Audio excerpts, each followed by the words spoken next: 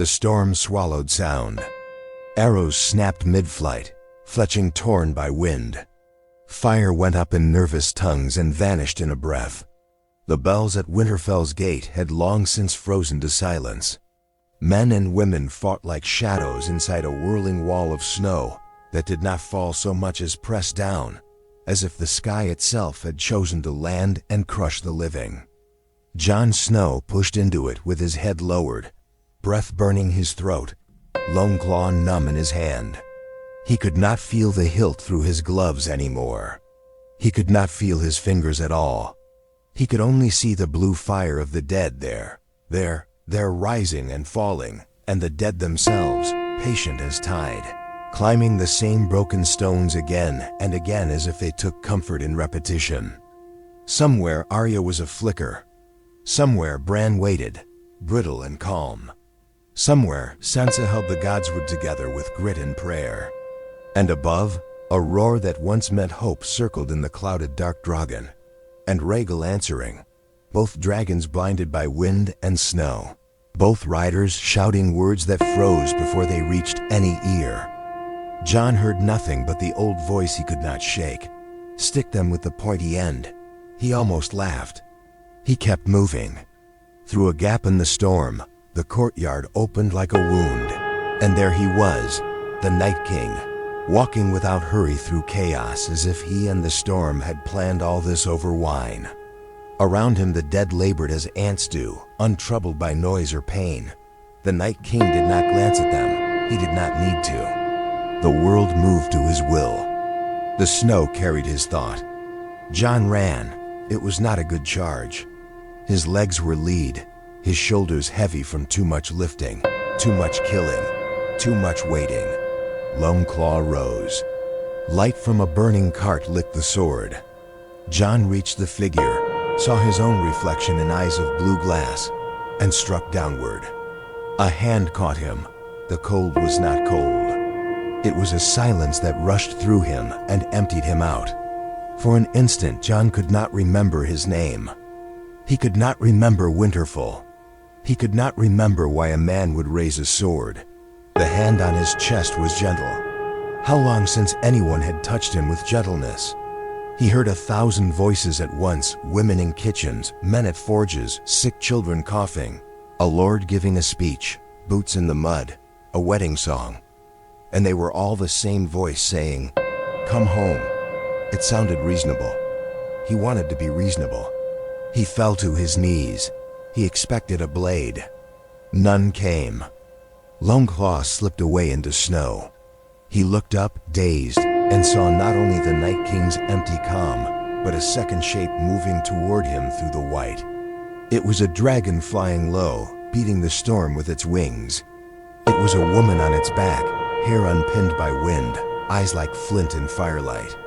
"Jon!" Daenerys screamed, though the storm chewed her shout and spat it back as a whisper. Jon's eyes, brown, winter dark, took a breath, held it, and then the breath froze in them. Blue, he stood. The army of the dead, which possesses no throats to shout with, somehow shouted without sound. The living felt the shout like a hand pressing on their ribs. Sansa barred the hidden door with a staff twice her weight. She had never owned a sword. She knew how to hold a room together. "Down," she rasped to the cluster of boys and old men and a mother with a baby whose cheeks were already chapped white. "Keep moving." Arya appeared 3 steps behind her, blood up to her wrists, eyes brighter than the torches. Bran listened to the wind with a distant look, like a boy leaning at the edge of a cliff to hear the sea. "Sansa," Arya said. "He's turned." Sansa didn't answer. The words slid down the stairwell and hid in the dark. Bran said, "Not dead." Sansa swallowed hard. "What do you see?" Bran's mouth thinned. "A door, shut from the wrong side." Arya's jaw set. She understood doors. "We can break it." "Perhaps," Bran said, but his eyes were elsewhere, slipping through ravens that could not fly in this wind. Above them, Winterfell tried to remember how to be a castle, while the storm tried to teach it to be a graveyard. The dead moved that lesson along with patient hands. The walls, which had been stones for centuries, were stone again. In the courtyard, Jon and the Night King stood side by side, and there was no ritual, no crowning, no oath. It needed none. A second cold entered the world. The dead reorganized as water does when rocks are shifted. A new pattern flowed. From the sky, dragonfire lashed the ground and blew sideways, a bright smudge in white. It could not find a path. It touched one of the two blue-eyed figures. Daenerys aimed for the older, the first, and the flames ran around him as river water runs around a stone, with complaint but no effect. When the smoke cleared, two silhouettes remained. The younger held himself like a man who had been taught to stand straight and remembered. Daenerys did not weep. She pulled Drogon upward and away into wind. If she cried, the tears froze on her cheeks and the storm ground them to dust. The nights that followed were very long inside the days. The dead did not tire. The living learned to sleep like hunted rabbits, hearts already half running. Villages that had burned in other histories were spared in this one, not from mercy but from calculation. The dead needed roads. Jon Snow knew the roads of the north when they were still dreams in old maps. He knew which villages would barricade, which would try to bargain, which would run. He moved his armies like a man moving cups on a table who already knows where the beans are. At White Harbor, the sea pushed at the land as if to ask, "Are you sure?" Boats broke loose and knocked quietly into one another in a harbor too cold to carry sound. The Manderleys barred their gates and prayed to a god with a drowned memory. When they were taken, most of them stood up again. At last hearth, a boy hid under a bed until quiet fell, then crept out and found his sister staring at a wall with icy eyes. "Mara?" he asked, "because how else do you test a miracle?" She turned, slow as winter turning, and smiled with no history in it. His feet tried to run while the rest of him remembered her braid between his fingers years ago, so thick it felt like a rope. The smile did not change when she took him by the wrists. She did not hurt him. She walked him outside and showed him where to stand, and when the wind told them to go forward, they went. In a pine forest west of the King's Road, a dire wolf paced a ring into the snow and slept with his muzzle on his paws, waiting for orders that did not come. There was no order for grief. There never is. Bran went cold as the trees around him and watched. He watched a crow freeze on a branch and fall without a cry. He watched a farmer's wife open her door to the wrong knock. He watched Jon Snow do things the old Night King had never thought of. It was not cruelty. Cruel men decorate their harm. This was arrangement. A field of stones placed so a traveler would misstep whether he took the fast way or the slow. Can he be saved? Sansa asked the weirwood, because the tree listened and did not flinch. Tell me the truth, even if it kills me. Bran's eyes flickered. His own truths had grown thinner than string. He is himself and not himself, he said. If he comes back, it will be by hurting you. If he does not, it will be by hurting you. Sansa nodded once, twice. There was no path through. She understood that. She had learned it early and often. Arya didn't ask. She slipped away with Needle in a bag of names, none of which belonged to her anymore because it was easier that way. She sent herself ahead of her feet the way she always had, cinched her cloak, thought of gates and shadows and the warm places where doubt sleeps. She found a camp of the dead and tried to creep as she had once crept past living guards. The dead did not breathe. They did not shift. They did not cough. She realized her mistake while she was already among them. When she turned, a face she knew from a dozen dinners stared through her. It had been a serving girl with a scar in her eyebrow. Now it was a mask that light shone off of. Arya spun on a heel so clean it would have made any dancer clap, slashed, ducked, rushed, and when the ring closed, she found the one gap any net has slid through it, and ran. Across an open slope, she found a man on a hill and lifted her fool's knife, too short for morality, and then did not throw it. Jon Snow stood with his hands at his sides and watched the wind push a strip of torn banner along the ground. He had always stood so, feet set as if to take news and not fall over. His eyes were blue as new ice on a lake. Arya raised her arm. She thought, I can still do this. I can do anything. She thought, I am only a girl. She thought, I do not care. He looked at her without seeing, and then he saw her. Her name lived for a moment in his face. Arya. It wasn't spoken. The blue did not flee, but something human looked out through it, startled, almost embarrassed to have been caught there. The dead behind him paused, as if listening. A shadow longer than it should be moved up and to the left and laid a cold hand on Jon's shoulder. The blue steadied. The dead breathed their not breath again. Arya put the knife away and left silently because she was the only Stark who still understood leaving. Daenerys slept in strips if at all. Dragonstone did not rest with her. The waves pushed and never got in. She paced corridors that had been designed for men who built things to last and let her hands skim walls that had watched kings go to salt. When she stopped to stare at the sea, she saw it sliding northward, reluctant, as if the whole world were being poured into a smaller cup. Tyrion, she said, if there is any of him left, shall I kill it? Nothing I have ever done has been exactly what we set out to do, Tyrion said from behind his wine, which comforted him less than it once had. But sometimes the wrong act keeps a great many people alive. If you ask any god what is right, he will refuse to answer. Gods prefer tests. I am not a god. Then you may be forgiven. She did not answer that. She put her palm on Drogon's warm side and felt the furnace there, patient as a sleeping animal. We go south, she said. South? Tyrion blinked.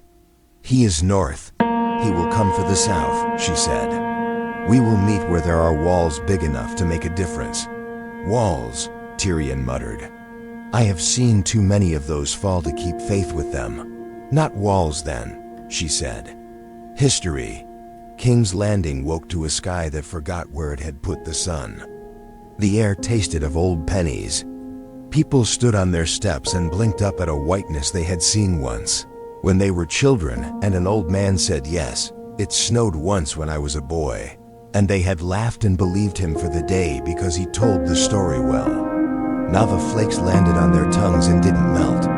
All the tricks of childhood would be returned to them wrong, it seemed. Cersei tried to turn her quarrels to the sky. The Golden Company made their horses prance in courtyards, because men are soothed by the motion of training, even when the enemy does not care for horses or for prancing. Bells were whispered about. Bells are always whispered about. No one could agree what they should mean this time. On the far hills, snow grew a spine and walked. The dead were not fools. They had no room for such fine distinctions. The living did foolish things. They argued. They told each other stories. They laid traps for wolves and then forgot to set them for the bear that actually lived there. They found to their relief a queen with a dragon. Daenerys came out of cloud like a blade drawn from a careful sheath. Drogon hated the storm as much as any living thing, but he hated the cold more. He made a new weather as soon as he arrived, fire with a roar inside it. Men on the walls dropped to their knees because fire is a language older than laws. Daenerys' hair slapped her face and stuck. She did not wipe it away. She fixed her eyes where the white thickened and waited. They came in two streaks as if someone had dragged icy nails through the sky. Rhaegal, whose scales were no longer green but a kind of pale that reflected everything and owned none of it, hurtled at them with a sound like mountains breaking under a glacier. On his back, a man sat upright in a posture that had once been careful not to slouch out of manners. Now it was careful out of nothing.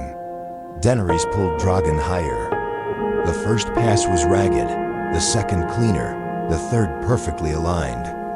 Fire hit frost and made a scream no throat could make. The city flinched as one animal. Below, soldiers fired bolts at shapes they could not track. Some hit, most missed. A few punched through wings and didn't matter. The dead do not count holes as men do. Jon, Daenerys said, and the word went nowhere. She said it again and again, because words change meaning when you repeat them. And if you say a man's name enough times in the right moment, he is supposed to become that name again. That is how prayers work, when they do. Rhaegal went into a stall, and Drogon slammed him with his shoulder to knock him level.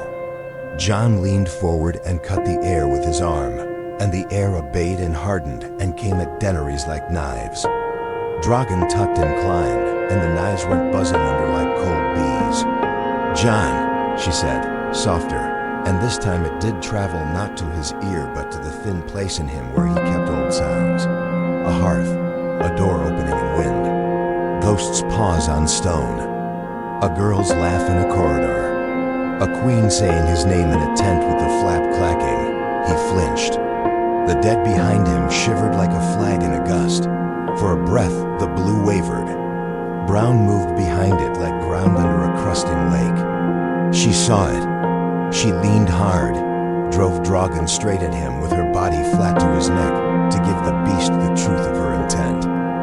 3 more heartbeats, and she would have him in her hands. Human hands on a human face, and she would say his name again and again until language remembered. A hand she could not see touched Jon's shoulder from a place the light did not reach. The blue settled. He struck. The blade he carried, no metal, only decision, bit Drogon along the chest where no scale could be thick enough to hold both winter and fate off at once. Drogon roared a sound that made old men drop spoon and cup and clutch their daughters without knowing why. Fire poured, trapped in his throat, and leaped through his wound in a stove-hot stream. Daenerys did not fall. She clamped her thighs tighter, reached for the spear she kept for things that would never come, felt the heft of it as if she had trained with it all her life. The throw was not what she would have made in a practice yard. The throw was what a queen makes when there is one thing left to do and no time to pity herself for it. "Forgive me," she said, and launched. It did not sound like steel sinking. It sounded like ice cracking across a river, with pressure under it measured in centuries. Jon's body jerked, and the blue in his eyes opened its hand and let go. For a heartbeat, he was only a man in the cold, and he looked at her across air and storm and dragon blood, and said a thing small enough to survive both. Dainty, Rhaegal's wings, which had been too perfectly neat since his turning, lost their shape. The great animal folded wrong and began to fall. Jon tried to hold himself upright and failed. Even heroes obey gravity when the story allows it. The pair of them went down like a promise canceled. The dead stopped. They stopped as in a game when a rule is shouted and everyone freezes for fairness. Then, as one flock, they bowed to a wind that no longer blew. Their eyes went out one by one, not all at once, like a sky that chooses to lose its stars politely. Drogon climbed. He fought against falling and won because he refused to remember any world in which he had not won. Blood poured, fire breathed, and both made a fog behind him that tasted like coins and lightning. He reached a clean height and leveled. Daenerys pressed her face into his neck and sobbed once without sound, and then kept her eyes open. Queens are allowed one. They went down beyond the walls where snow had already begun to think about whether it should keep falling. Daenerys slid from Drogon on legs that did not belong to her anymore. She walked a little and then had to stop because the ground suddenly remembered it could tilt. The quiet came in, not peace. Peace has birds. This was the quiet of a room after a terrible conversation when no one moves a chair because any noise would make the meaning fall apart. Men on the walls exhaled in a ragged chord. Somewhere a woman laughed once and then put her hands over her mouth. The bells, at last, rang late, helpless, and wrong. Daenerys found the place where the snow was scuffed by a crash that had been made by Wait-Meeting World. And there he lay, not beautiful, not terrible, only a man who had been called on to be too many things too many times. The spear was in him. She knelt and took his head in her hands because matters of the heart are indecent and do not care who watches. "Jon," she said, though she knew he was done with names. His hair was crisp with frost and soft where it had been sweat under his hood, and she smoothed it back as if doing so could change the order of events. "Forgive me," she said again, and this time she meant it differently. Drogon settled behind her with a sound like a house sighing. Steam rose from his wound. He put his jaw on the ground and in that posture, absurd and tender, looked like a dog too big for anyone to keep. Around them the dead lay down and did not get up. A riderless horse stood on 3 legs and then remembered it had 4. A raven fell from a parapet and hopped 3 times, bewildered, as if it had woken inside its own death by mistake. Far to the north, a wall of old tailies let go of its breath and forgot to be a wall at all. Sansa, hours later, stood in the melted crust of snow where the road bent into the city and saw Daenerys, walking toward the gate with a man's sword across her arms, the way one carries a child who wants to sleep. The queen's face was ash under salt. Soldiers parted for her the way wheat splits for wind. No one said anything. If someone had, the world might have started up again, and they were not ready. Arya came swift and small from the alley's edge and stopped, and for a moment, the girl who had once watched the hound kill in a yard was visible again, mouth open at last in something like simple grief. Then she closed it, as she always had, and stood with her sister, because standing with your sister is what lives do when the gods have done their part and left. Bran felt something loosen in every tree and go east in a line he could not follow. His own face did not change. Inside, a boy at a window took his first unhurried breath in years and watched the wind lift a feather on the sill and set it down again. They burned Jon Snow on a pyre too small for a hero and too large for a man. The wood cracked with small household sounds. Daenerys stood close enough to be hot and did not step back. The smell of pitch made her eyes sting, and she did not blink because she would not have anything taken from her without permission again, not even tears. Tyrion, at the edge of the crowd, said very quietly, "The realm will love you for this," and then wished he could kick himself down the steps for saying such a thing out loud. It was not love. It was the necessity that makes statues possible. When the flames settled to a bed and the bed to a map of ash, Daenerys turned and walked away. She did not make a speech. There was nothing to say that would not break under its own weight 5 steps from her mouth. In the days that followed, the snow retreated as a tide does when the moon goes gently to some other chore. The living counted themselves and found that the number was not 0, and were surprised by it. People began again, which is what people are most foolish and most beautiful for. In a tavern, a boy made a joke and was slapped by his mother, and then kissed by her on the head. A girl braided a friend's hair, and the friend asked for a ribbon, and the girl said, "No, not that one," because that was her good one. A mason took off his gloves and flexed his hands and wept because they still worked. Daenerys sat on a chair in a room and stared at a map she did not touch. Men came with plans. Women came with questions. Children came with fruit and the news that dragons look bigger up close than in stories. She smiled at the children and listened to the women and considered the men, and when she was alone, she put her hand on the table where the north stood and pressed until her palm hurt to feel something that would press back. At night she dreamt of a tent flap rattling in wind and a man saying her name with his mouth full of snow, not of blue or of vows but of breath. She woke and heard the sea and understood why sailors drown even when the shore is near. Because there is a kind of music you cannot get out of your head, and it does not ask your permission to play. She did not sit the Iron Throne. The throne sat itself, as it always had, in a cold room with poor light. Metal remembers only kings. Daenerys walked the walls at dawn and touched the stones and spoke to no one. When asked, she ruled. When not asked, she stood very still. People said a great many things about what that meant, because people cannot help but try to fix meanings to queens like pins to butterflies. None of it was the truth, which was only this. She had done the one thing left to do, and now the world had to learn how to live with it. Sometimes she went to the yard where dragons slept, black and huge, and not entirely of this earth, and put her head against his side, as if listening for trains and rails. His body hummed. The scar along his chest shone new coin red and then dulled.